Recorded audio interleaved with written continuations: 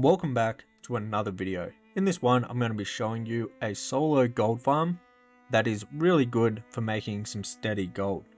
We're going to be farming materials that are sold on the region-wide auction house. Those materials are the shadow dust and also the time lost scroll. Here are the prices for both US and EU for both of these items. They're all sold on the region-wide auction house and they have a pretty good sell rate. Now, before you can actually do the gold farm, you need to come to this location in Terracotta Forest and you need to complete this very short quest. Now, this quest will actually give you a potion which will allow you to see mobs. As you can see right here, when we complete the quest, we're going to get that potion.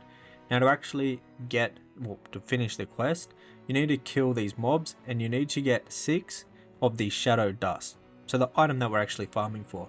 So technically you could grab it off the auction house and then finish the quest and just go farm right away, or you can just come and do the quest. It only takes like 2 minutes. Now this potion will last for 20 minutes. We're going to be farming in Terracotta Forest at this location right here. Now when you use this potion, it's going to allow you to see extra mobs. If you want to level up your gold making and stay up to date with all the latest and best methods of making gold in all versions of World of Warcraft, then I recommend that you check out GoldCap. GoldCap has over 100 member guides of all of the best ways to make gold, and also we're uploading new guides every single day covering the latest and newest methods of making gold in all versions of World of Warcraft. On top of that, there is live price data on the website. This way you can see if an item is currently worth farming or not. On top of that, we also have complete guides for all versions of World of Warcraft with a gold making guide and also a flipping guide for each version of World of Warcraft. If you want to save an extra 10%, make sure that you use code BUFFY10. Hope to see you over on GoldCap and also in the GoldCap Discord and community. Now let's get back to the video. When you're here, there is going to be mobs and they are going to drop the shadow dust even if you don't have the quest complete and the potion from the quest.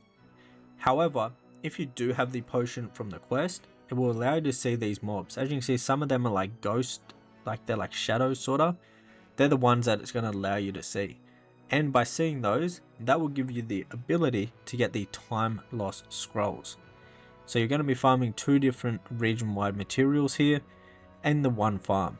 And on top of that, you have a chance of getting some TBC transmogs and recipes that can sell on the auction house for a lot of gold. Some of the transmogs from TBC have really high prices from the open world. So if you're lucky enough to get your hands on one of the more high valued transmog pieces or recipes, while doing this, it will really bump up the amount of gold per hour that you'll make. With the current prices on the US, I was getting around about 20 to 25 gold just from the materials. So just straight from the shadow dust and the scrolls. But I also ended up getting some really good transmog pieces and also some recipes that really bumped it up to a much higher value. But obviously for like steady gold, you're looking at around 20 to 25 thousand gold per hour. On the US at the moment of recording this video, they had a bit higher prices, so they're probably even making a little bit more, maybe in between 20 and 30,000 per hour just from those materials. So this is a great farm to do, especially if you want to mix things up.